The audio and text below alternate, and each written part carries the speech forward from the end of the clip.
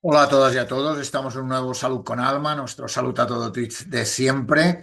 En este programa de hoy queremos hacer un espacio de análisis y reflexión donde abordamos un tema clave, sin duda alguna, el impacto de la inteligencia artificial en el ámbito de la salud. La IA ya no es una promesa de futuro, sin duda alguna, sino es una realidad que está transformando la forma en la que se diagnostica, en la que se trata y en la que se gestiona la atención sanitaria desde algoritmos que ayudan a detectar enfermedades con mayor precisión hasta herramientas que optimizan los recursos hospitalarios. Por tanto, estamos en un cambio profundo del sistema sanitario cada día mayor. Por tanto, la clave o la pregunta que me implica a mí alrededor de eso es ¿hasta qué punto podemos confiar en estas tecnologías? ¿Qué retos éticos, profesionales y organizativos plantea su entendimiento, su aplicación? ¿Está nuestro sistema de salud preparado para integrar la inteligencia artificial sin perder el componente humano? Para analizar todas estas cuestiones, contamos hoy con un panel de expertos de primer nivel. Vamos a empezar con Conrado Domínguez, ha sido gerente del Servicio Canario de Salud y con una amplia experiencia en gestión sanitaria y en el ámbito de SEDISA. Pepe Martínez Olmos, profesor de la Escuela Andaluza de Salud Pública y ha sido persona fundamental en el ámbito de la gestión y de las políticas sanitarias. También vamos a contar con Elena Plaza, que es enfermera de la Universidad Internacional de Valencia y dirige la Academia de Urgencias y Emergencias, que nos aportará también la visión en la formación y en la práctica clínica. Y completará esta mesa José Antonio Trujillo, que es médico, viene también de parte del Colegio de Médicos de Málaga, que tiene un papel fundamental que nos ayudará a entender el impacto directo en los profesionales sanitarios. Con todos ellos vamos a intentar dar respuesta a una pregunta clave. ¿Estamos ante una revolución que mejorará la sanidad o ante un desafío que aún no sabemos gestionar? Hola a todos y a todas. Estamos con dos personas que conocen muy bien el tema de la inteligencia artificial y todo el tema relacionado con la salud, con la gestión sanitaria. Conrado Domínguez ha sido todo en el Servicio Canario de Salud y por tanto buen amigo y un placer estar contigo, Conrado. Y Muchas gracias, Pepe Juan. Martínez Olmos, Pepe compañero, amigo y profesor de la Escuela Andaluza de Salud Pública, aparte de un pasado en el ámbito de la gestión sanitaria y de la política sanitaria nacional muy importante, ¿no?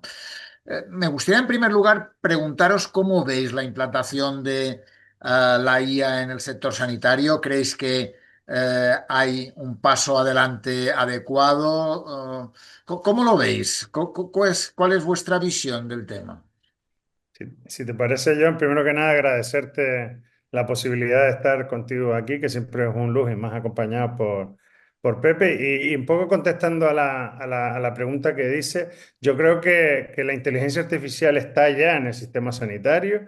Está muy principalmente, por ejemplo, por supuesto en España, en el mundo de la sombra, es decir, yo creo que es una herramienta que ahora mismo todo el mundo en el sistema utiliza. La clave está en cómo podemos convertir esas cosas más individuales en cosas que sean de la organización y de la cultura, ¿no? Yo creo que ahora mismo hay muchas iniciativas individuales, hay muchos talentos por la propia idiosincrasia en el ámbito sanitario y ahora estamos en el gran dilema si frenamos esas iniciativas individuales hasta que tengamos las corporativas o las de organización o sí, y esa es la apuesta por la que yo creo y creo que Pepe comparte, que hay que liderar esa transición, hay que liderar la transición de pasar de cosas más individuales a cosas más organizativas o incluso de servicios de salud, ¿no? Yo creo que ahí es donde está la clave, eso tiene riesgo, lógicamente tiene riesgo dejar que crezcan cosas individuales versus las corporativas, pero está claro que, no, que esto no pasa por bloquear a nadie, por poner vallas al campo, sino lo que debemos hacer es que eso tenga unas reglas claras, que haya unos caminos y que se pueden implementar dentro de las organizaciones. Cierto es que va a tener menos riesgo e incluso a lo mejor más impacto en el corto, hacerlo en temas más administrativos, en temas más que sean repetitivos, que tienen mucho impacto en la organización, pero bajo impacto clínico, porque como ya veremos seguramente después, y Pepe hablará de eso seguro, todo lo que tiene que ver con el paciente y con la posible sustitución de los criterios, creo que va a traer problemas sin duda. ¿Cómo lo ves tú, Pepe? Bueno, aparte también de agradecerte la invitación y también es un lujo estar con Conrado y contigo para hablar de este asunto. Yo mi convicción particular es que la inteligencia artificial ha venido para cambiar la vida del mundo, ¿no? En muchos aspectos. Si lo cerramos o si lo centramos en el tema de la salud, está presente, está muy presente la inteligencia artificial. Lo único que sucede es que para un observador que quiera saber exactamente cuánto y cómo se está utilizando la inteligencia artificial en el sector salud, seguramente vería una especie de iceberg. Veríamos algunas soluciones X que se están aplicando con transparencia y otras que no se sabe que se estén aplicando porque no hay una regulación que obligue a pasar por un filtro determinado desde el punto de vista de registrarse para que en el ámbito sanitario los centros hospitalarios, los centros de atención primaria hagan transparente la utilización de la IA. Pero eso es un tema que seguramente se resolverá dentro de un tiempo porque lógicamente conviene la transparencia en todo y sobre todo en la medida en que las soluciones de IA aporten, además de eficiencia, aporten más precisión en los diagnósticos, en los tratamientos, pues convendrá saber cuánta más precisión en esos diagnósticos, en esos tratamientos, para incluso valorar en qué medida lo incorporamos como una prestación para toda la ciudadanía o en qué medida incluso,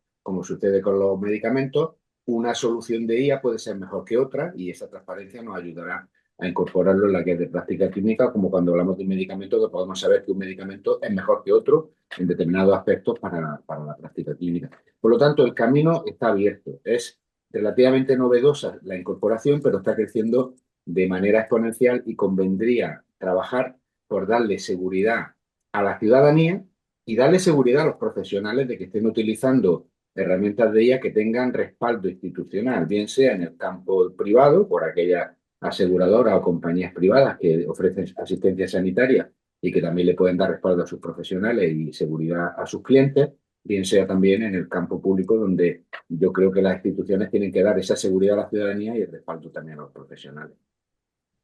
En esa línea, es decir, lo que planteáis es que en estos momentos hay médicos, enfermeros, profesionales sanitarios que utilizan la IA de forma individual, ¿no?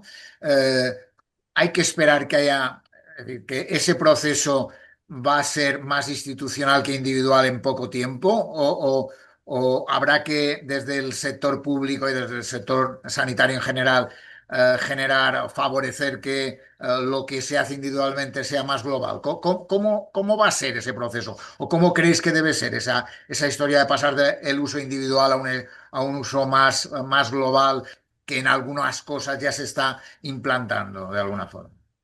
Hombre, yo hablaba antes de liderar la transición, ¿no? La transición de pasar de eso individual a algo más que incluso, como Pepe adelantaba, y que es algo que hemos discutido mucho, que pudiera ser de estar dentro de la cartera de servicios. Y ahí podíamos hablar de equidad, que seguro que también será otro tema que saquemos, ¿no? Yo creo que ahora la clave está, primero, no poner vallas al campo, en no prohibir nada ni mirar para otro lado. Tenemos que ser partícipes y la parte de este caso de los directivos sanitarios, es clave de cómo gobernar esos dos mundos, ¿no? El mundo más legal, miedo, los profesionales versus los que ya lo utilizan y lo están haciendo sin que nosotros lo sepamos, sin ningún tipo de seguridad tampoco, ni porque no somos capaces de marcarles unas reglas. Si una organización fuera capaz de marcar unas reglas, de tener equipos que ayudaran a esos profesionales a hacer las cosas con seguridad, con claridad, que realmente tengan valor. Porque claro, otra de las cosas es que utilizamos mucho IA. Yo utilizo IA, pero ¿para qué? ¿La estás usando para mejorar tu eficiencia, para generar más valor o simplemente para hacer lo que hacía de manera más automatizada, ¿no? Yo creo que ahí está ese gran debate de no dejar pasar o no dejar que la ola te lleve por delante, sino tú intentar surfear la ola para que de verdad tenga un efecto sobre la organización y sobre todo sobre los pacientes. Y de alguna forma en esa línea de lo que planteas, tú que trabajáis en el ámbito de gestión, tú en el ámbito de SEDISA, ¿hay interés por parte de los directivos en liderar ese proceso, esa transformación, ese cambio? Sí, hay mucho interés y sobre todo hay una responsabilidad que no podemos dejar de tener encima. Es decir, yo creo que los directivos tienen un papel de facilitadores. Más que nunca deben ser las personas que faciliten que eso entre en las organizaciones, que no sean una barrera y sobre todo, por eso decía antes, que igual hay que no dejarse nublar, ¿no?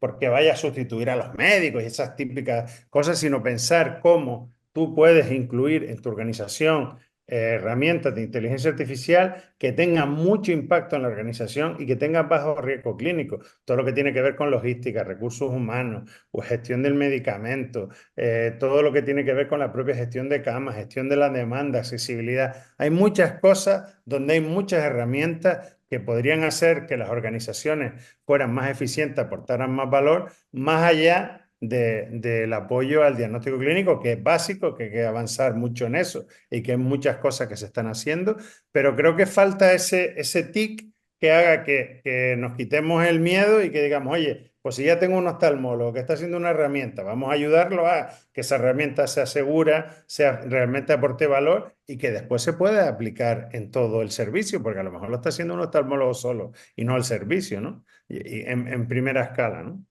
¿Y hay formación suficiente? ¿Gestores profesionales tienen, Pepe, la formación que se necesita en este ámbito o mucho hay por crecer en este ámbito? Bueno, la formación es una de las herramientas imprescindibles para avanzar. Desde luego, estamos en un proceso que lleva pocos años, lleva poco tiempo, aunque esté creciendo de manera acelerada, y la formación es fundamental. También la formación para los propios pacientes, porque uno de los riesgos que tiene la IA es que si no hay una capacidad de entender cómo usarla y cómo aplicarla, también se puede generar una brecha digital entre pacientes y sistema sanitario y también entre sanitarios, ¿no? Que unos tengan la posibilidad de usar soluciones de IA muy válidas y otros a lo mejor no. Por lo tanto, la formación es fundamental. Pero hay una cuestión que es casi, digamos, de marco general. A mí, desde mi punto de vista, la cuestión fundamental es que las instituciones que proveen servicios sanitarios, lo público, por supuesto, que es donde yo me ubico con más intensidad, la privada también, tienen que asegurar que cuando la IA se utiliza para diagnósticos más tempranos, más precisos y por lo tanto más efectivos, o para mejorar los tratamientos, o para mejorar la respuesta asistencial, incluso pronosticando la evolución de una enfermedad e introduciendo mecanismos concretos para que esa evolución sea favorable en la salud, pues tengamos las garantías de que se está utilizando con el conocimiento lo más perfecto posible de qué resultados nos da en salud, y eso es muy importante, la gestión de eso, y luego utilizar las herramientas que tenemos en los sistemas sanitarios, en el caso concreto de nuestro país, en España, que es la incorporación a la cartera de servicios. Sería, si yo sé que una IA determinada, una solución determinada, me produce un diagnóstico precoz del cáncer de mama de una manera mucho más precisa que lo que estamos haciendo hasta ahora, lo lógico es que eso se incorpore a la cartera de servicios y sea un derecho ciudadano. Otra cosa es si lo va a proveer solo un proveedor o 27 proveedores compitiendo. Eso ya el sistema lo resolverá como hace cuando compra servicios, cuando compra medicamentos, ¿no? Pero esto es para aquella IA que tiene que ser instrumento en la toma de decisiones de los profesionales, los médicos y el resto de profesionales. Que por cierto hay que subrayar que entendemos la IA útil si es elemento para que los profesionales tomen mejores decisiones, no para sustituir al profesional. Diferente es de aquella utilización de la IA para una eficiencia mejor de la organización, donde yo ahí no veo tan imprescindible que haya una gestión que compare la efectividad en el ahorro de coste o en la gestión del tiempo una con otra. Por supuesto que ya el mercado lo pondría, creo yo, en su justo lugar. Y eso requiere, y termino, Joan, que los gestores y los responsables de las políticas públicas asuman que aquí tienen una tarea que realizar, que es novedosa y es comprensible que cuesta organizar, pero ya se han dado pasos como las estrategias que se están empezando a desarrollar a nivel del Sistema Nacional de Salud en su conjunto, un acuerdo que ha habido unánime de las comunidades autónomas con el Ministerio de Sanidad o, en el caso de Andalucía, como otras comunidades autónomas, con su estrategia específica. En ese sentido, has planteado un tema y es la sustitución, ¿no? De profesionales.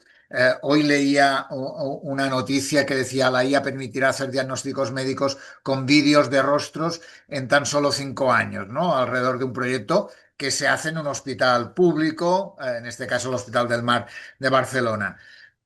No sustituye, pero probablemente es una herramienta, puede ser una herramienta, es ya, pero puede ser mucho más una herramienta de gran ayuda, ¿no? Es evidente que utilizarla bien permitirá muchos avances, procesos diagnósticos mucho más rápidos y, por tanto, un trabajo profesional que puede ayudar a avances en todo lo que es la atención sanitaria, ¿no?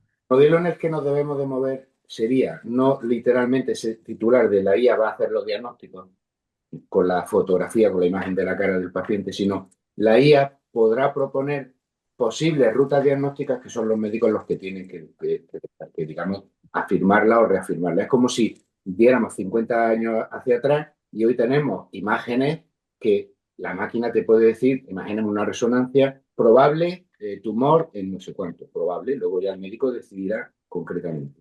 Entonces, esa es creo, la manera de enfocar una IA responsable que lo que venga es a ayudar al médico a tomar decisiones con más precisión. Y ahí es donde, por ejemplo, el rol de las instituciones es fundamental porque las bases de datos y los algoritmos que se utilicen para llegar a esas posibles alternativas diagnósticas, tenemos que tener garantía que hay transparencia en cómo funcionan y que son las bases de datos que validamos desde el punto de vista institucional e incluso, lógicamente, con las organizaciones profesionales, con las sociedades científicas.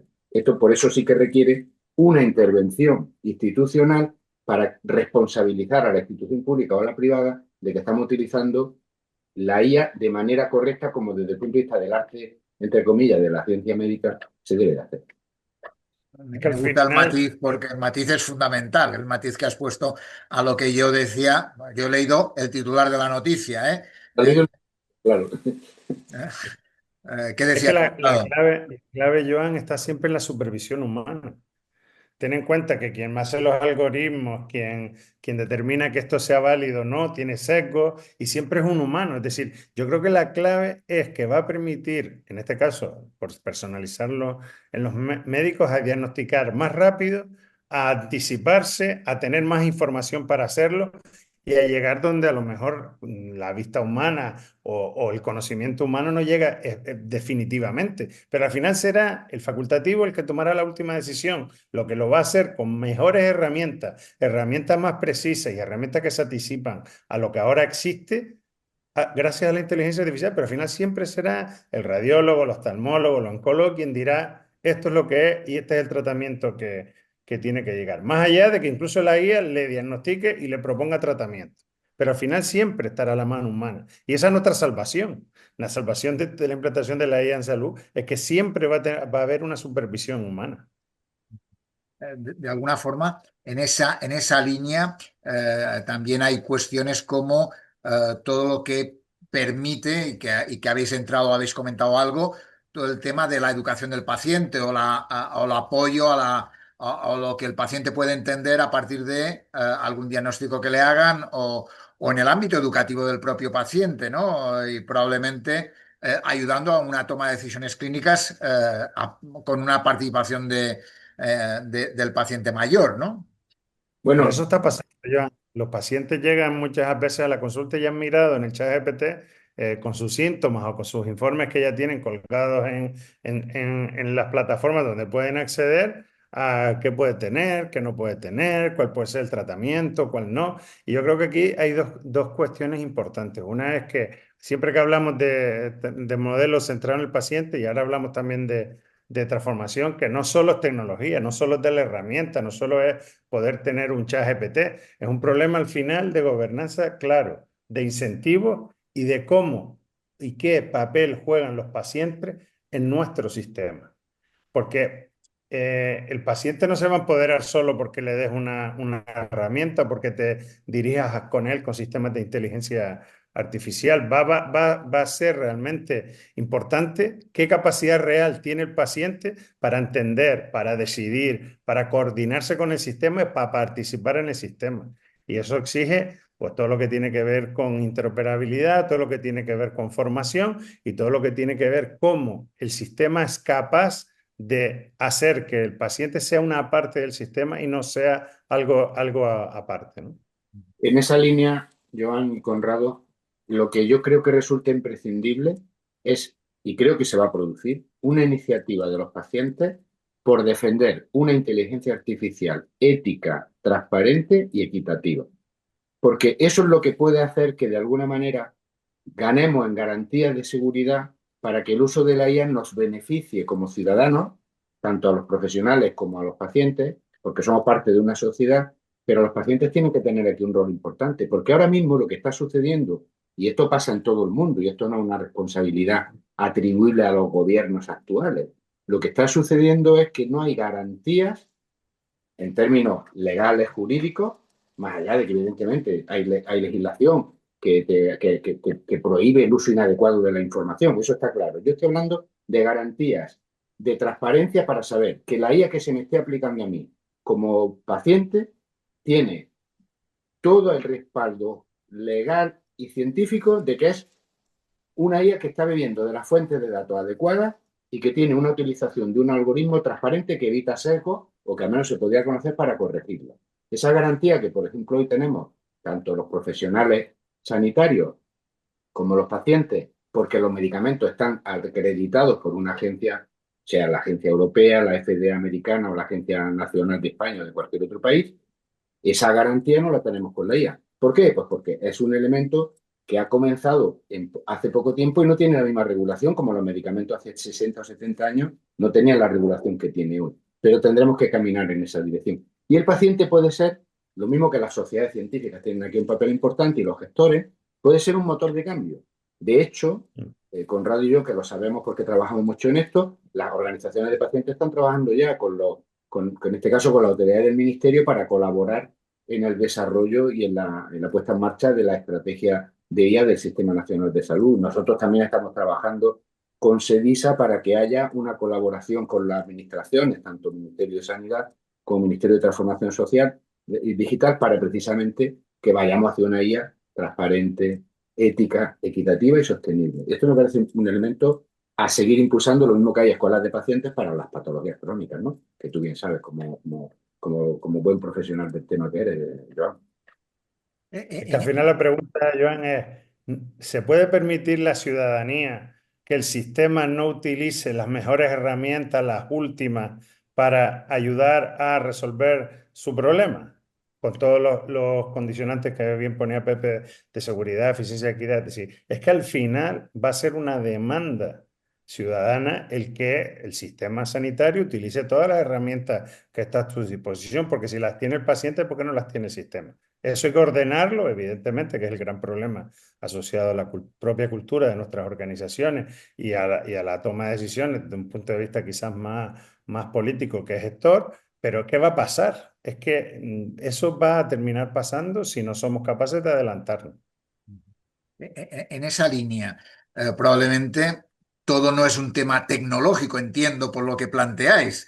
Es más de hacia dónde queremos ir, de cómo lo queremos conseguir, de qué grado de participación tienen unos y otros, de cómo formamos a unos y a otros, ¿no? Esa sería la historia más que la tecnología que va a evolucionar, que ha evolucionado mucho en poco tiempo, como decía Pepe, pero que probablemente va a evolucionar más aún, ¿no? Claro, es un asunto tecnológico en una parte, pero lo más relevante en términos de equidad, de ética o de transparencia es un asunto de gestión, utilizando las herramientas que hemos desarrollado en los últimos 60 o 70 años para hacer más seguras nuestras decisiones en el uso de medicamentos, más seguras nuestras decisiones en la organización de los servicios a la hora de la seguridad de los pacientes, etcétera, etcétera. Incluso para hacer equidad, incorporando a la cartera de servicios prestaciones que se puedan experimentar ya como un derecho de la ciudadanía, ¿no? Entonces es aplicar el marco que hemos sido capaces de desarrollar tantos decenios a una solución tecnológica diferente que tiene sus peculiaridades, pero que ahora mismo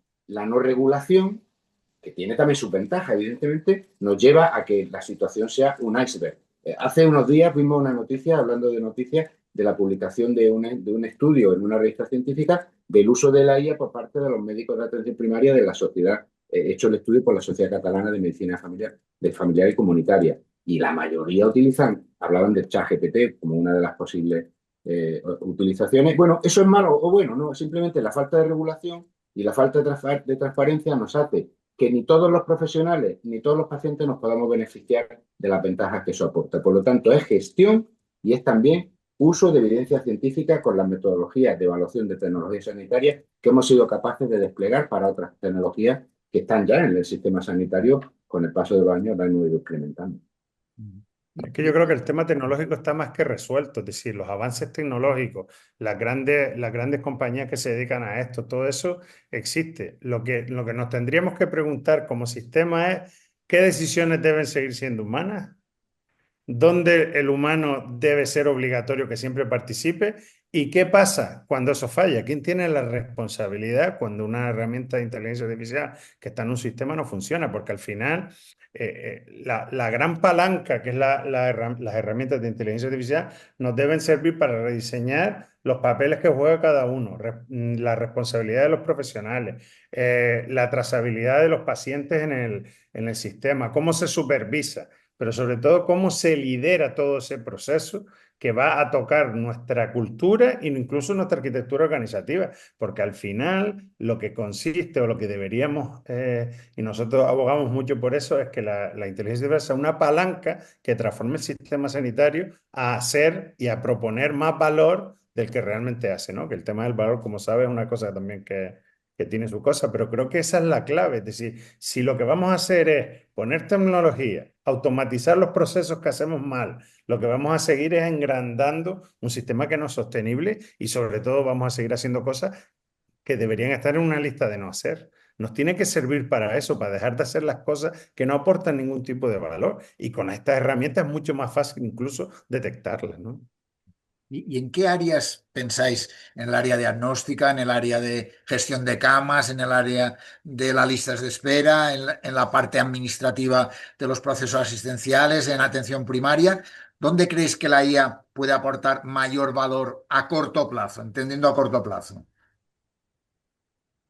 ¿Qué Bueno, pensáis? Sí. yo creo que la parte diagnóstica está clara, sobre todo diagnóstico por imagen. Está también un espacio muy interesante de gestión de la medicación, especialmente en polimedicados, para detectar problemas relacionados con la medicación. También es importante en era de medicamentos la utilización que se está haciendo vinculado a la farmacogenética, ¿vale? La gestión en ese sentido es muy relevante. Bueno, la formación incluso, ¿no? Es la formación médica, la formación profesional. Yo creo que estos son algunos, ¿no?, de los elementos, y por supuesto la gestión de camas, la gestión de... Y en salud pública me parece importante señalar que incluso el pronóstico en cómo van a evolucionar las patologías en términos, digamos, poblacionales, nos aporta ya herramientas para la toma de decisiones muy interesantes. Y luego hay algunos aspectos que pueden ser menos conocidos por parte de la ciudadanía y es la aplicación de la IA al ámbito de los ensayos clínicos tanto con gemelos digitales que te pueden aumentar el tamaño muestral en enfermedades poco frecuentes y por lo tanto mejorar las posibilidades de que los ensayos clínicos apunten soluciones de una manera más precisa porque podamos aumentar el tamaño muestral de una manera artificial, pero garantizando determinados criterios, ¿no? O, por ejemplo, acortando el tiempo de los ensayos clínicos, con lo cual, para las compañías farmacéuticas, para los ciudadanos y ciudadanas, aquellos medicamentos que sean útiles los podemos tener a nuestra disposición antes, incluso también aplicando IA, la utilización del análisis en vida real para precisar y ampliar las posibilidades que no te aporta un ensayo clínico y que te aporta el uso en vida real. Yo creo que es muy amplia la potencia que tiene la inteligencia artificial para transformar en calidad el funcionamiento de los servicios sanitarios.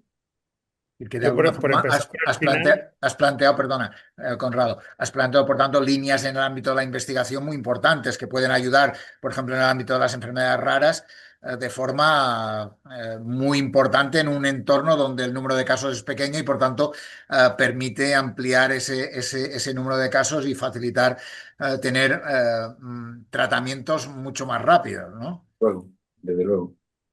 Perdona, yo Conrado, ¿decías? por terminar con lo que decía Pepe y por seguir lo que tú decías, en el tema de las enfermedades raras, por ejemplo, el uso no solo de gemelos digitales, sino de datos sintéticos. Este fin de semana había en el Clínico San Carlos un CoTwin, que era una especie de hackathon donde a través de gemelos digital y datos sintéticos estaban intentando determinar cómo abordar mejor una enfermedad, cómo tener más información sobre determinadas enfermedades, como pueden ser el caso que hablabas de las raras y todo eso unido al medicamento, al tratamiento, a gestión de los pacientes, ¿no? Pero también con lo que preguntabas antes, yo creo que hay algunos ámbitos en que no nos costaría nada meter herramientas de inteligencia artificial. Yo puedo contar un caso en particular, que es el ámbito de atención primaria. Creo que estamos ante un sistema que es un sistema productor de servicios sanitarios. Es productor de servicios sanitarios por los incentivos que tiene el sistema, y hay que ser claro, y vamos a dejarlo ahí porque eso es un debate enorme, pero podemos ser proactivos, es decir, tenemos una cantidad de información, una cantidad de datos, que si fuéramos capaces de utilizarlo como mecanismos, ni siquiera con estos mecanismos que existen ahora de lenguajes naturales, sino incluso con Machine Learning, de anticiparnos. Y eso, después del COVID, fuimos capaces, a través de mecanismos de Machine Learning, de identificar a casi 6.000 personas, pacientes complejos pluripatológicos que necesitábamos que volvieran al sistema de atención primaria. ¿Por qué? Porque no se habían actualizado todas sus pruebas, porque no se sabía nada de ellos desde hacía 2 años, y eso se puede hacer con determinada perfil de pacientes dentro de los propios cupos de atención primaria. Es decir, esa labor más comunitaria en atención primaria, creo que las herramientas de inteligencia artificial con bajo riesgo y con ningún riesgo, casi te diría, que se pueden usar más allá de lo que de todo lo que ha dicho Pepe, que por supuesto el diagnóstico es más que los humanos, pero sobre todo eso y toda la parte administrativa, logística, gestión de camas, yo creo que tiene un potencial enorme. Lo que pasa es que creo que la clave es cómo empezamos, ¿no? Cómo generamos confianza en el sistema. Y ahí es donde la parte que tenga menos impacto en los pacientes o que pueda tener menos impacto en los pacientes es lo que primero deberíamos empujar mucho a que pasara, ¿no?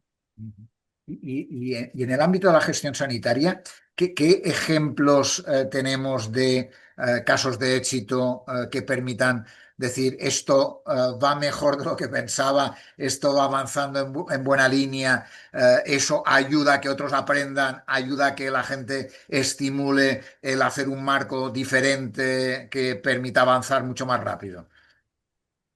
Bueno, eso quizás Conrado lo puede precisar mejor. Yo voy a hacer alguna aportación en esa línea, pero también en un nivel, digamos, más de políticas públicas. Fíjate que la IA, tal como os he comentado, utilizada en la mejor gestión de los ensayos clínicos, en el fondo, aparte de mayor precisión a la hora de disponer con más garantías de información de para qué sirve un medicamento o disponer de medicamentos de enfermedades raras con más rapidez que hasta ahora, como tú has comentado a raíz de lo que yo he dicho, Joan, nos va a dar como resultado tener con más corto tiempo las claves para la autorización de un medicamento, con lo cual ganamos en tiempo de utilidad para la compañía farmacéutica en la protección de datos. Imagínate que si hoy se tarda, me lo voy a inventar, 4 años en tener un medicamento en el mercado, se pueden tardar 2. Esos 2 años, si se gestiona bien por parte de las políticas nacionales y europeas, nos permiten bajar precios, porque es más tiempo disponible en el mercado y podríamos discutir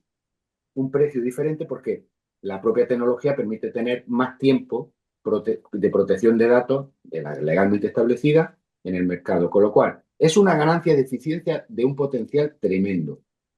También, por otra parte, la ganancia de eficiencia que potencialmente nos puede dar en campos como los que ahora nos comentará Conrado. Por lo tanto, yo tengo la seguridad de que esto hay que trabajarlo bien. Necesitamos responsables de gestión y responsables de políticas públicas que incorporen esto en su agenda de trabajo, porque esto puede ser un elemento no solamente para hacer mejor práctica clínica y elementos de diagnóstico en los términos que hemos comentado, sino para ganar la eficiencia que necesita el sistema y que en los próximos años va a ser mucho más necesaria porque el envejecimiento poblacional tensiona los sistemas de protección social, pensiones, servicios sociales o sanidad y por lo tanto las mejoras en la eficiencia son imprescindibles para ganar en sostenibilidad del sistema.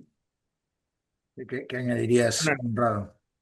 en el ámbito de la gestión yo creo que hay muchos ejemplos. He puesto algunos, temas de recursos humanos, chatbots que den información a los profesionales con certeza de que lo que están preguntando y le están contestando es correcto, en la propia gestión de determinadas enfermedades, en elaborar materiales para pacientes o incluso para profesionales y herramientas buenísimas. Creo que también en todo lo que tiene que ver con la gestión de camas, creo que también ya hay pruebas y hay proyectos que están en marcha, proyectos pilotos, porque ahora estamos en un gran momento de proyectos pilotos porque no terminamos de creernos y porque queremos ver cómo de los famosos test de estrés que existían cuando los recortes, ¿no? De que se le hacía a las administraciones, ahora lo estamos haciendo hacia abajo a los servicios o a las unidades que quieren poner en marcha esto, pero creo que también hay pruebas, como te decía, de intentar ser más proactivo, de intentar anticiparte, de poder medir las capacidades que tienes versus la demanda que puedes tener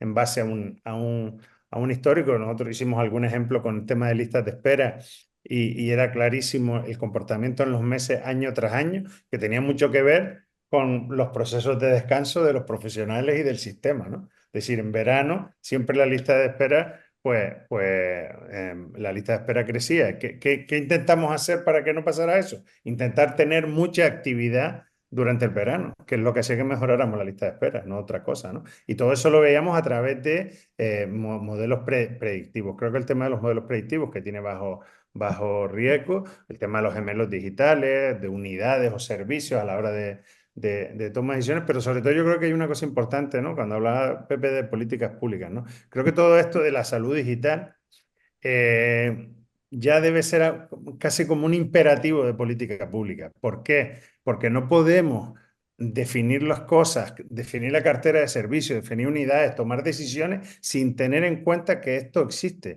sin tener en cuenta que esto debe tener una cobertura universal para que no haya problemas de equidad dentro del Sistema Nacional de Salud, porque el sistema sanitario público, el Sistema Nacional de Salud, igual que necesita financiación, necesita profesionales, necesita más gobernanza, necesita transformarse, también necesita datos, necesita interoperabilidad, ciberseguridad y ser capaces de medir las capacidades reales que tenemos y para que todo eso además se haga de una manera uso responsable. Y no tener en cuenta este actor que existe dentro del Sistema Nacional de Salud es equivocarnos y deben estar, igual que hablamos de la salud en todas las políticas, la salud digital también debe estar en todas las políticas. ¿Y creéis que de alguna forma en estos momentos el nuevo uso de la IA se ha sobredimensionado? ¿Las expectativas son sobredimensionadas? ¿O creéis que todo lo contrario, que hay mucho por avanzar y que lo que se puede conseguir es mucho mayor? Yo no te lo puedo responder a esa pregunta con seguridad. Es probable que haya una burbuja de expectativas, ¿no?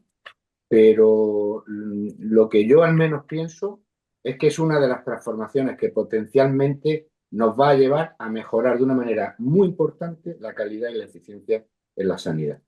Ahora, que la noticia que has leído o cualquier otra que podamos leer, que dentro de 5 años va a pasar no sé qué, no sé cuánto, ya veremos si pasa, pero van a pasar cosas.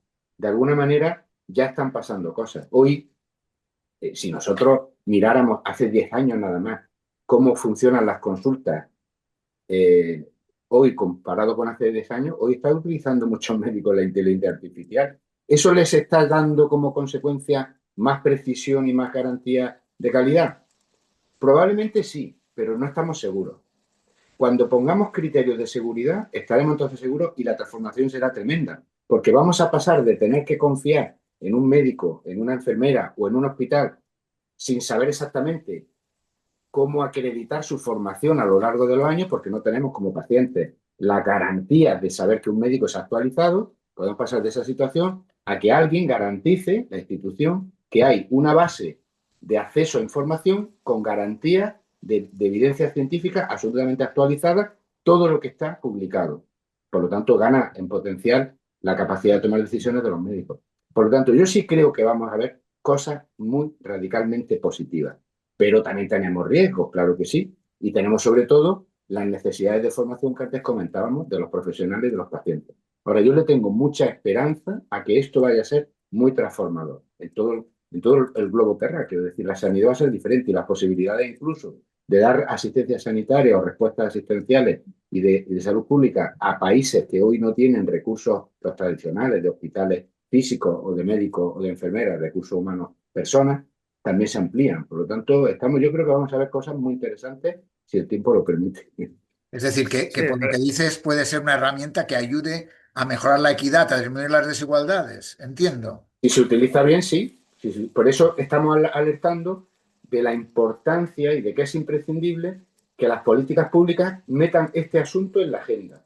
Esto no puede quedar así sin regulación. Alguna regulación tenemos que plantear. Y yo estoy convencido, desde SEDISA, desde nuestro espacio de trabajo, de Escuela Andaluza de Salud Pública, del mundo de la gestión, estamos trabajando en esa línea, pero también estoy convencido que la sociedad de los pacientes lo van a reclamar. Van a reclamar que se use con criterios de seguridad, de eficacia, de transparencia y de ética.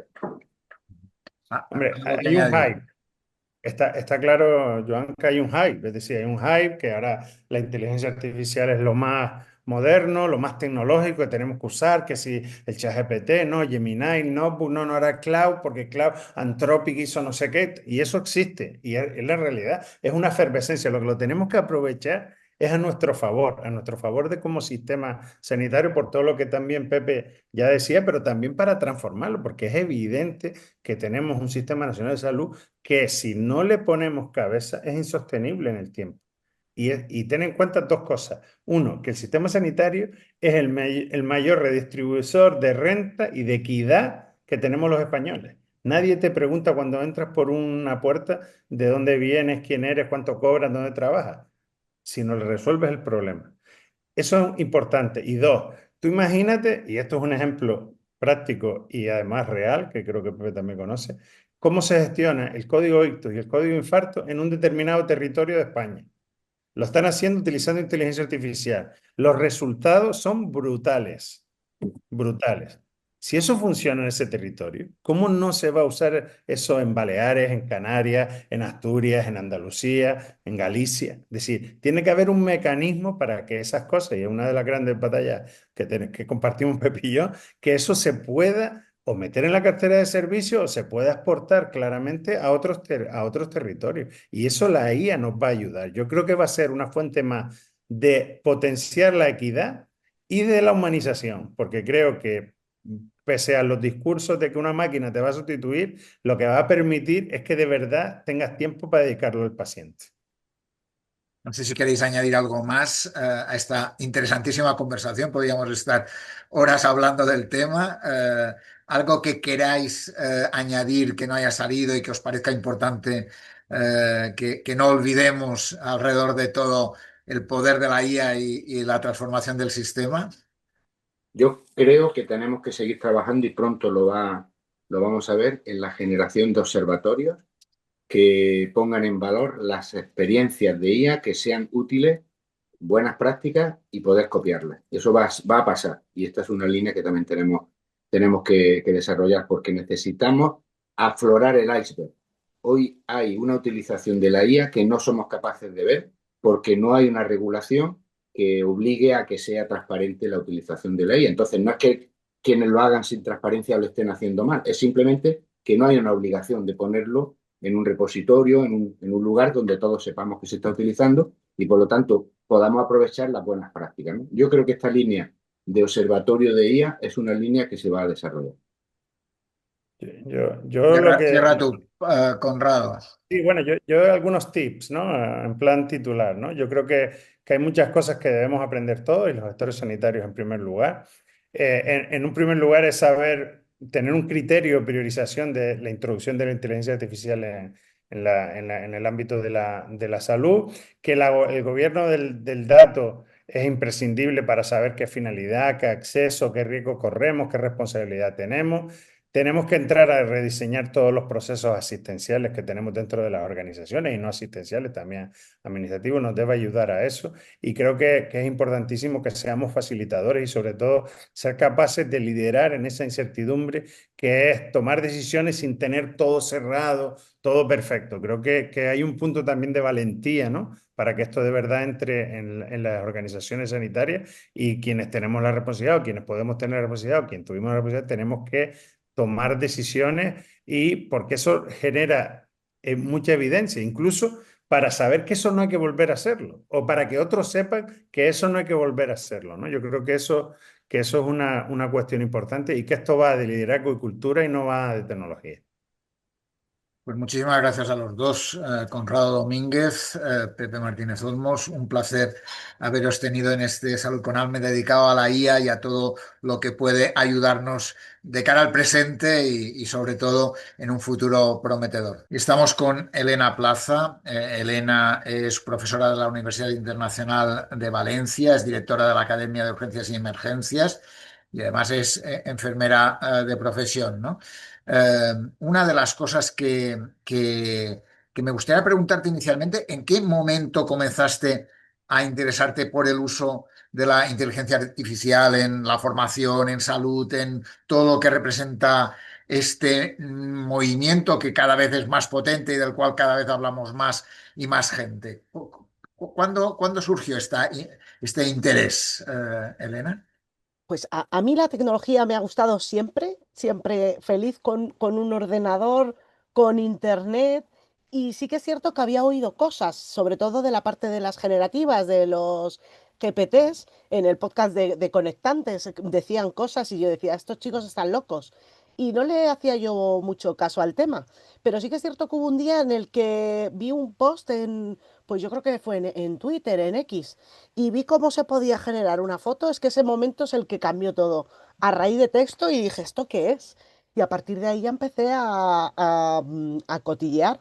Empecé con la edición de imagen, que además es una cosa que a mí no me gusta mucho, pero dije, hay una máquina que nos entiende. Luego ya ves que no es tan así, ¿no?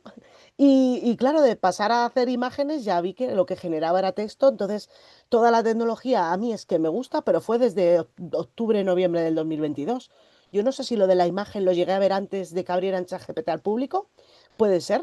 Y a partir de ahí, pues otra cosa más para estudiar que se puede aplicar en salud, tanto en la rama asistencial como en la rama docente, bueno, y en más, ¿no? Pero en esas dos que son las que más me preocupan.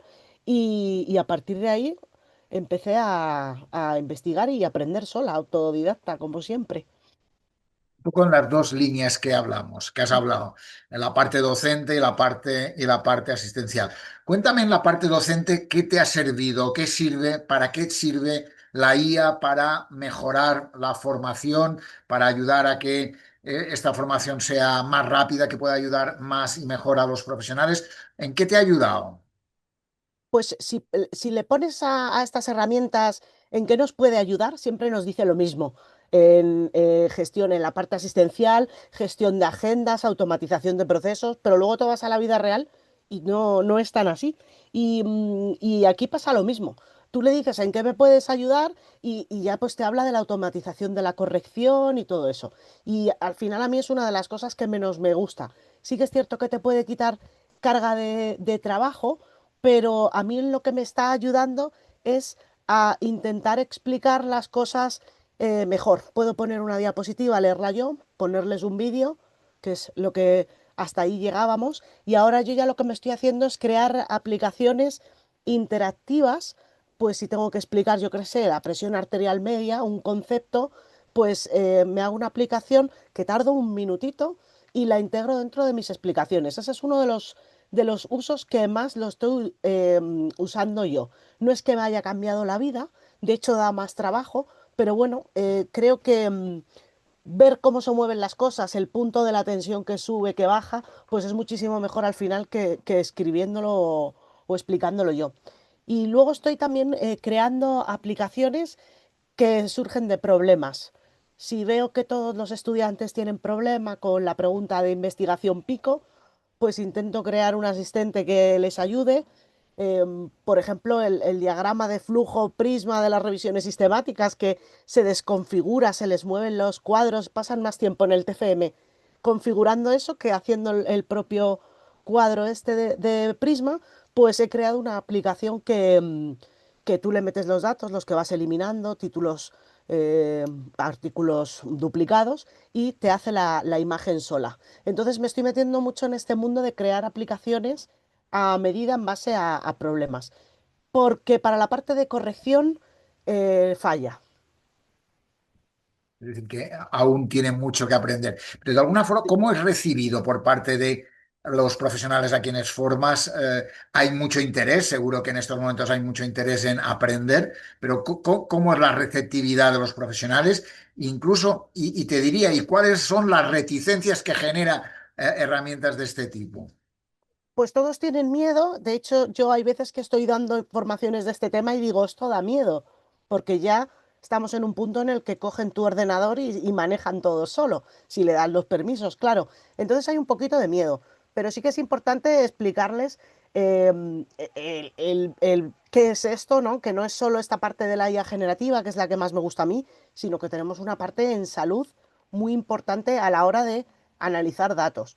Y eso va a cambiar las cosas. Se le explica que tiene una precisión como la de los humanos, porque, pues yo qué sé, en las imágenes es capaz de tener una visión de más píxeles, más gama de colores, y es fácilmente comprensible por alguien que no sepa ni siquiera de salud por qué estas máquinas funcionan tan bien diagnosticando. Entonces, si te lo llevas a esa parte, la gente se le quita un poquito de miedo y se le queda el miedo de la generativa, que creo que se debe de quedar, porque como puede generar resultados malos o incoherentes en salud, pues, pues que se quede ahí ese miedo o ese ya respeto. Cambia de miedo a respeto y yo creo que la gente sí que quiere saber, tanto los profesionales a los que formo como los estudiantes quieren saber, quieren herramientas que les sirvan y luego quieren saber dónde tienen que tener cuidado.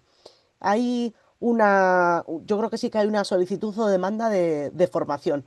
Entonces la gente cuando acaban estas formaciones o si ven mis estudiantes alguna cosilla de estas que les hago, lo reciben bastante bien y como siempre les digo, luego si quieres no lo uses, pero que sepas cómo no lo tienes que usar y lo que le puedes explicar a un paciente si viene a tu consulta preguntando o diciéndote que ha preguntado a ChatGPT. Y en esa línea, ¿cómo ven que les puede ayudar en la toma de decisiones como profesionales sanitarios a la hora de atender a los pacientes? En tu caso, hablando de urgencias y emergencias, pero en cualquier de los pacientes. ¿En qué creen que les puede ayudar a la hora de esa aplicación práctica? Yo creo que ya la gente empieza a ser consciente de que estos algoritmos se van a introducir en las máquinas que tenemos o en los ordenadores y no van a ser conscientes de que existen. Pues yo qué sé, en el electrocardiograma, aunque fallaba mucho, pero teníamos una parte de diagnóstico y, y es un programa informático que estará incluido, al igual que pues en las herramientas de imagen, resonancia, TAC, el software ya viene con modificaciones y está ahí y no nos damos cuenta. Entonces, creo por una parte que saben que les va a ayudar de manera indirecta y luego en la parte de la generativa, pues yo creo que lo que quiere al final la gente es la parte burocrática que les ayude a resumir historiales. Lo que pasa es que aquí nos metemos en el lío importante de la protección de datos y luego yo lo que veo mucho en la parte generativa es una demanda de creación de materiales didácticos, investigación y diapositivas, porque al final muchos somos docentes y tenemos que crear pues, sesiones clínicas o lo que sea. Entonces, de toda la gama, tanto de la parte de análisis de datos como generativa, sí que se ven varios puntos en los que en una saben que va a estar y les va a ayudar con los datos y en otra quieren crear cosas y quitarse cosillas burocráticas, pero claro, instalar eso en los hospitales, pues yo creo que va a tardar. Entonces, van a tardar en ver algún tipo de IA generativa que les ayude con los informes. Hay algún piloto, pero tenemos el problema de la protección de datos. ¿Y qué competencias deberían desarrollar los profesionales sanitarios para integrar la IA en su práctica clínica, en su práctica habitual?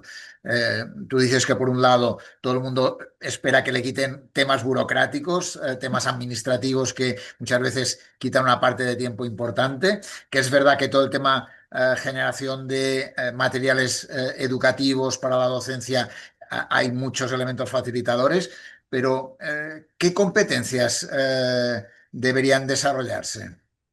Pues yo creo que tendría que haber como unas transversales básicas a cualquier tipo de IA, ¿no? El saber qué es, cómo funciona, a qué nos estamos enfrentando, toda la parte de cómo funcionan estos algoritmos y luego toda la parte de protección de datos, regulación de todos los marcos.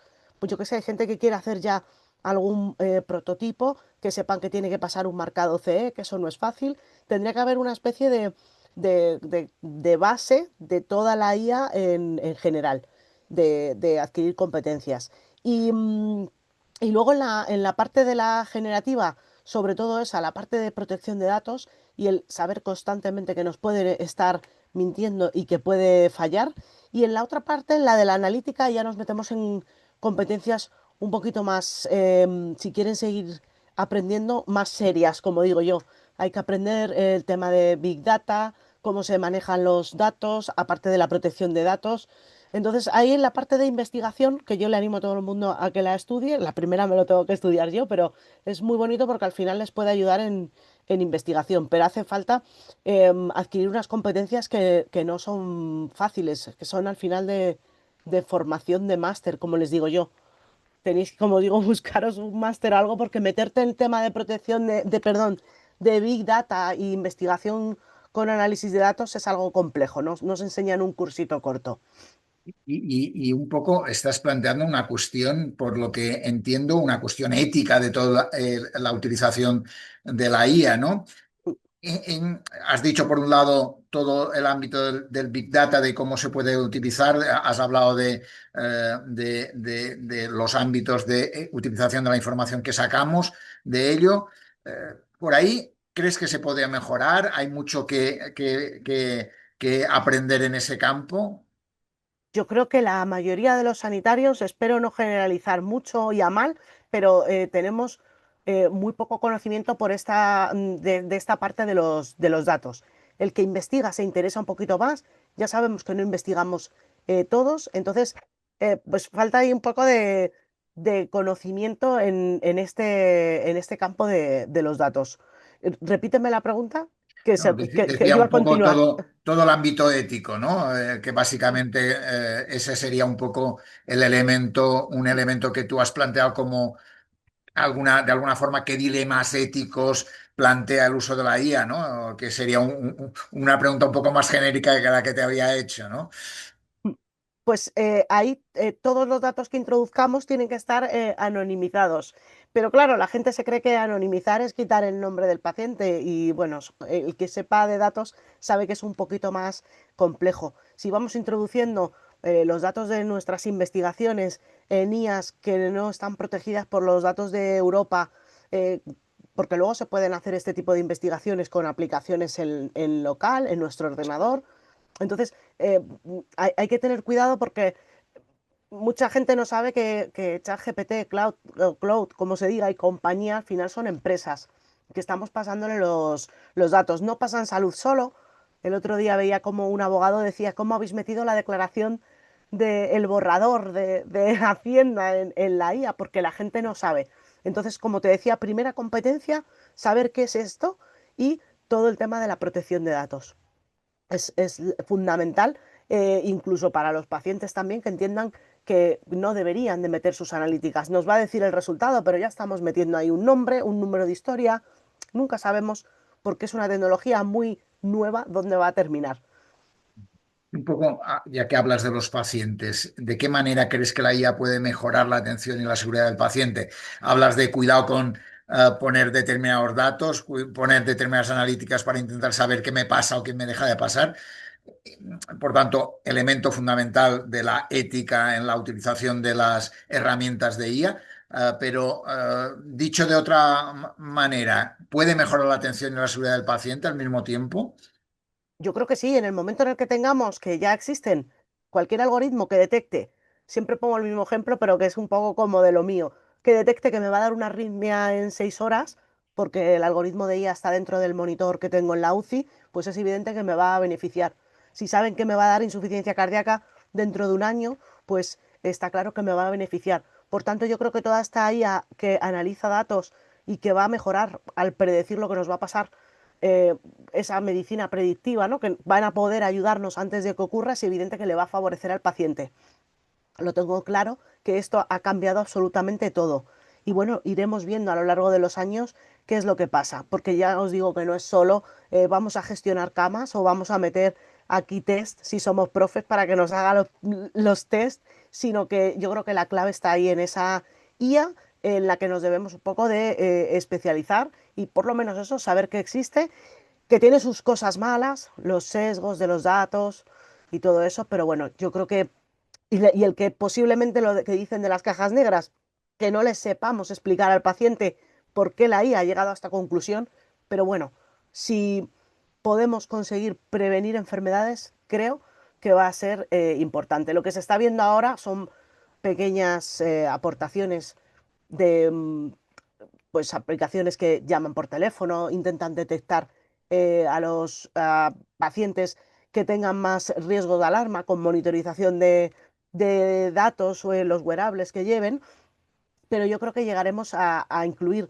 esta IA en manejo de datos a nivel de investigación y podremos personalizar todavía más todo el manejo de los pacientes. Un poco para terminar, ¿cómo imaginas la IA dentro de 5 o 10 años? ¿Cómo la ves? Es decir, los avances, tú hablabas de 2022, por tanto hablabas de hace 4 años donde veías lo de la imagen y que ha sido un avance y en esos 4 años los avances han sido enormes. ¿Cómo te imaginas en 5 o 10 años lo que puede aportar la IA para los profesionales, para los pacientes, para el sistema sanitario en general, para la docencia? ¿Cómo puede ser esa IA futura? Hagamos un proceso de imaginación. Pues no me lo había planteado nunca. Con la generativa sí. He pensado que no vamos a saber ya si es cierto o es mentira. Pues yo pienso ahora en mi sobrino que tiene 19 meses y digo, madre mía, va a nacer en un mundo en el que ya no es que no vaya a leer, es que no va a escribir, no va a escribir ni con el teclado, va a ser todo por voz. Creo que vamos a ir por ahí, todo por voz. No vamos a saber si los vídeos o las fotos que vemos son verdad o no. Y con la parte de la investigación, espero que cuanta más gente nos formemos en esto, nos quitemos el miedo y que bueno, que esto no es nada nuevo. Estaba claro que los datos antes de la IA eran importantes, pero ahora tenemos máquinas que nos pueden ayudar a interpretarlos de mejor forma. Por tanto, yo creo que en el manejo de las enfermedades va a cambiar bastante. Luego eso tendrá unas consecuencias. Yo creo que vamos a aumentar los años de vida, la esperanza de vida. No sé si en cuanto a calidad, que es el problema ya lo tenemos ahora, pero en cuanto a cantidad, no sé si tenemos una media de 80 y pico años en España, yo creo que va a aumentar un montón, porque eso vamos a predecir las cosas antes de que pasen, pero veremos a ver qué consecuencias tiene eso, Pues lo económicas, veremos. envejecimiento. Espera, lo veremos y seguro que volveremos a hablar del tema, porque es un tema que avanza día a día y que, por tanto, todos los avances habrá que estar pendientes de ellos. Muchísimas gracias, Elena. Un placer siempre hablar contigo. Muchas A ti, Joan gracias. Carles, muchísimas gracias por la invitación. Y estamos con José Antonio Trujillo, buen amigo, médico, vicepresidente del Colegio de Médicos de Málaga y es autor de un libro recién salido, está en los últimos días ha salido, que es el libro blanco de la inteligencia artificial en medicina, ¿no? Sin duda alguna, un libro que aportará visibilidad a un tema cada vez más visible y por tanto un lujo tenerte aquí para hablar de él, ¿no?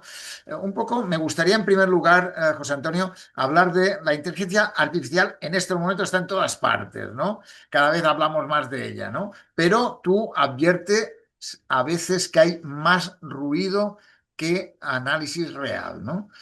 ¿Qué se está contando mal o de forma incompleta sobre la inteligencia artificial en medicina desde tu punto de vista? Pues estamos contando, bueno, en primer lugar, darte las gracias por invitarme a dialogar contigo, que siempre es un placer. Siempre digo que tú has sido mi maestro y seguirás siendo mi maestro, espero que durante mucho tiempo y siempre sigo tus reflexiones y tus sabios consejos para todas las personas que estamos de alguna forma implicados en la salud pública de las personas. Me decías que, ¿qué se está contando mal de la inteligencia artificial? Se está contando solo el lado tecnológico, lo hype, o sea, lo bonito, lo increíble, lo que nos deja sin respuesta, nos hace pequeños. y se está hablando muy poco de la transformación que va a introducir en nuestros sistemas sanitarios sin demasiado análisis y sin demasiada crítica a los aportes tecnológicos, que siendo reales no solo aportan valor a las relaciones en los sistemas sanitarios, sino que también introduce elementos de mucha incertidumbre y que tenemos que analizar, ¿no?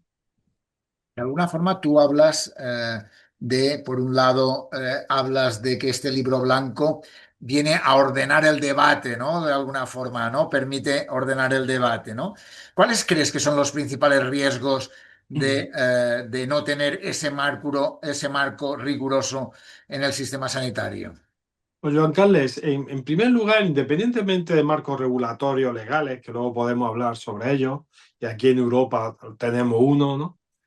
Tenemos que también tratar esta nueva transformación tecnológica de la mano de la inteligencia artificial con visión crítica, porque nosotros somos científicos, nosotros por definición somos críticos, no aceptamos las cosas porque sí, sino que le ponemos pero a las cosas y necesitamos que se sustenten en datos, en informaciones, en conclusiones que se lleguen a través del método científico, ¿no?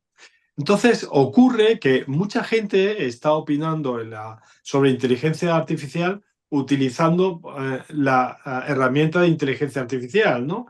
Van a debates o van a entrevistas y previamente han pasado eh, su cuestionario por una herramienta de inteligencia artificial generativa y le ha dicho que tiene que contestar. Y se supone que son como expertos incluso en inteligencia artificial. Aquí lo que necesitamos es reflexión, introducir nuestra grandeza y nuestras miserias también de investigadores científicos y ponerlos sobre la mesa. ¿Por qué el libro blanco entiendo que aporta serenidad y sobre todo foco en estos momentos, en este debate que hay tan abierto? Porque los autores, es una obra coral de diferentes autores, casi todos de ellos catedráticos o personas que tienen mucha experiencia en el tema de la medicina y la inteligencia artificial.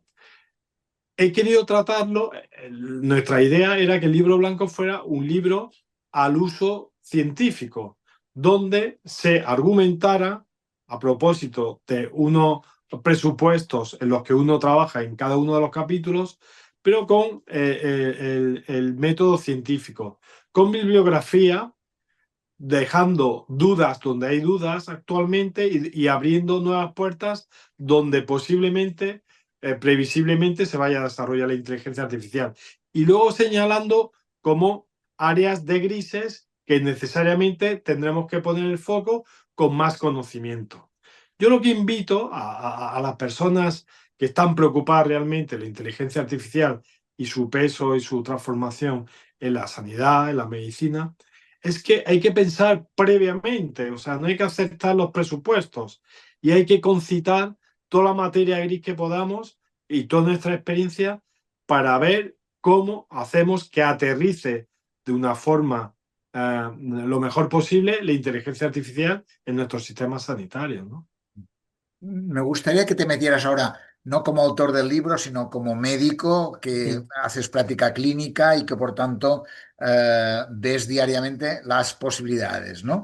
¿En qué áreas concretas crees que la inteligencia artificial ya está aportando valor real al médico y al paciente? Me parece interesantísima esa pregunta. El otro día decía en la presentación del libro blanco, en la rueda de prensa, me preguntaba un periodista, que cuántos médicos o cuántos profesionales sanitarios están utilizando la inteligencia artificial. A diario estamos, y yo te incluyo a ti también, como un 20% de profesionales que ya estamos utilizándola a diario. Luego hay como otro 25 o 30% que está jugueteando un poco todavía no lo ha metido en sus rutinas de trabajo habitual. Y luego hay un 50% que sí, que si no. O sea, que están ahí un poco a expensas de qué va a ocurrir.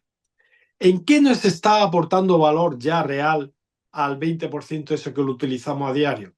Pues en temas relacionados, por ejemplo, con imágenes. Imágenes, pruebas complementarias que utilizan imágenes, nos ayudan muchísimo a poder diferenciar cuando somos expertos en imágenes, ¿no? En radiología, en anatomía patológica, por ejemplo. ¿En qué nos está aportando muchísimo también, Joan Carles? En revisiones bibliográficas y en actualizaciones de temas. Tenemos a través de diferentes prompts y diferentes plataformas ya que utilizan inteligencia artificial, acceso a actualizaciones y revisiones sistemáticas de temas que antes era imposible o necesitaban una gran inversión de tiempo y esfuerzo por parte del profesional. A eso están ayudando. También están ayudando a aclarar determinados pacientes complejos donde no hay una conexión clara entre los síntomas y las pruebas complementarias y nos ayudan un poco a, desde la complejidad, a poder acercarnos a un diagnóstico diferencial. Cada vez tenemos más posibilidades de hacer diagnósticos diferenciales de casos incluso de enfermedades raras o de personas que se presentan con un cuadro que no es intuitivo para el médico habitual de primera mano. A eso también nos están ayudando. Y luego están ayudando también, de alguna forma, a abrir nuevas líneas de investigación, donde se establecían relaciones que antes nosotros teníamos que ver, de causalidad, por ejemplo, o de determinación para determinadas enfermedades. La inteligencia artificial nos está abriendo campos a integrar y a hacernos mejores preguntas que antes hacíamos. Eso ya lo tenemos a día de hoy, Joan Carles. Y de alguna forma tú crees que va a ayudar a mejorar la relación médico-paciente, o crees que es un ámbito que probablemente no ayudará a una humanización de esa relación? ¿Cómo lo ves? Bueno, tú piensas, por ejemplo, yo a día de hoy, donde yo trabajo, tenemos un programa, un escriba que se llama, que tiene una marca concreta, donde yo, tú vienes a mi consulta, pasamos la consulta y yo no escribo nada, solo interpreta, coge nuestra conversación y la traduce a un texto, a una historia clínica, ¿vale? Incluso es más, imagínate que nosotros, por conocernos, hablamos de nuestros hijos en esa interacción que tenemos en la consulta y no la saca en el resumen de la historia clínica, ¿vale? O sea, que eso lo hace ya a día de hoy. ¿Qué ocurre? Que supuestamente las empresas estas de escribas dicen que eso va a ahorrar tiempo de no tener que escribir y va a dar tiempo de calidad al médico para poder atender al paciente. Pero eso en el fondo es un poco de falacia. Cuando las organizaciones ven que tú puedes atender en vez de en un tiempo determinado, en menos tiempo todavía a un paciente, no es fácil que te concedan más tiempo para que esa relación médico-enfermo sea más humana. Eso tenemos que estar totalmente escépticos ante eso. Eso no va a venir de esa mano. O sea, la humanización de las relaciones solo viene del contacto entre personas, donde el paciente deposita su confianza en ti porque entiende que tu conocimiento es finito, incluso puede ser peor que el de la inteligencia artificial, pero tú le añades 3 elementos que no le puede añadir la inteligencia artificial. Por un lado, le añade experiencia. Nosotros hemos tenido experiencia y, aparte, y con errores hemos aprendido en la vida, ¿no? 2, también nosotros le podemos dar sentido a determinadas recomendaciones y ponerlas, priorizarlas o no a determinadas decisiones que hay que tomar con el paciente. Y luego al final el médico es responsable de sus decisiones. La máquina al final todavía no es responsable de sus decisiones. Entonces el paciente deposita su confianza y la quiere que sea humana precisamente por eso, porque sabe que tú a lo mejor no puedes competir en el conocimiento, pero eres insustituible en aportar tu experiencia, en otorgar sentido a los actos médicos y, por último, en responsabilizarte de las decisiones que tomas. Muy interesante. De alguna forma, tú en el libro hablas de dignidad, de un elemento que hablas de un elemento que es el tema de mantener la dignidad de la persona, ¿no? ¿Qué líneas rojas no deberían cruzarse nunca en la integración de la inteligencia artificial en el ámbito sanitario? Pues hay diferentes líneas rojas que son importantísimas en relación a la dignidad. Primero, que ninguna persona, ningún grupo de personas pueden ser utilizadas como medios. Cada uno somos un fin en sí mismo y por tanto yo no te puedo utilizar a ti para que mi algoritmo sea mejor. O sea, eso sería una barbaridad. Esa sería una línea que nunca hay que pasar. Luego, hay líneas que tienen que ver con los sesgos. O sea, hay algoritmos que inciden y que tienen sesgos y que son motivo de discriminación porque hace desiguales a las personas. Pongamos un ejemplo. Tenemos una aplicación que se utilizó en Estados Unidos durante mucho tiempo donde a través del móvil los pacientes podían ver si una lesión que tenían en la piel era sugestiva o no de tener una patología grave y por tanto ir al dermatólogo. Bien. Ese algoritmo se entrenó con personas de nuestro color de piel, que eran blancos. Entonces, cometía errores de sesgos de selección muy importantes en personas que eran de otra raza, que eran, por ejemplo, negros. Entonces, cometía errores y podía llevar a que esa persona tomara una decisión equivocada. Por tanto, introducíamos un sesgo de selección, introducíamos un sesgo que introducía finalmente una desigualdad. Eso es una línea roja que no podemos pasar en ningún momento. Y luego, finalmente, hay otra muy importante. Todas las empresas tecnológicamente potentes tienen mucho dinero y tienen capacidad de generar tendencias, incluso de cómo deberíamos tratar de una forma u otra a los pacientes. Esa influencia, ese sesgo de autoridad que le estamos dando a la tecnología, también es una línea roja por la que no tenemos que pasar. Y finalmente uno que es terrible y que estamos viviendo, y que yo te he escuchado declaraciones a veces en ese sentido. La inteligencia artificial generativa con la que nosotros interaccionamos, ChatGPT, Gemini, todas las que hay, ¿no? No es una persona, no es tu amigo. Y por tanto, uno no puede depositar sus temas relacionados con su ámbito emocional y psicológico a esa máquina, porque no es un amigo. Estamos desnaturalizando eso. Por tanto, eso es una línea importantísima. Las máquinas que utilizan inteligencia artificial no son nuestros amigos, ni son nuestros maestros, ni son nada de eso. Son herramientas que nos pueden ayudar a copilotar determinadas decisiones, pero en ningún caso pueden sustituir la acción del personal, ¿no? De cualquier profesional de la salud, ¿no? Tú estás haciendo has hecho este libro desde el Colegio de Médicos de Málaga y con un conjunto de profesionales que decías del ámbito universitario también, y habéis creado en el colegio el Com Málaga Health Hub, ¿no? Sí, así De es. alguna forma. ¿Qué papel crees que deben jugar en concreto los médicos y el resto de profesionales sanitarios, pero en concreto los médicos en esta transformación que genera esta inteligencia artificial, tanto como usuarios, como supervisores o como protagonistas? ¿Cuál debería ser ese papel que deberían jugar? Claro, nosotros no podemos ser un invitado de piedra, unos meros usuarios de inteligencia artificial generativa o de otro tipo.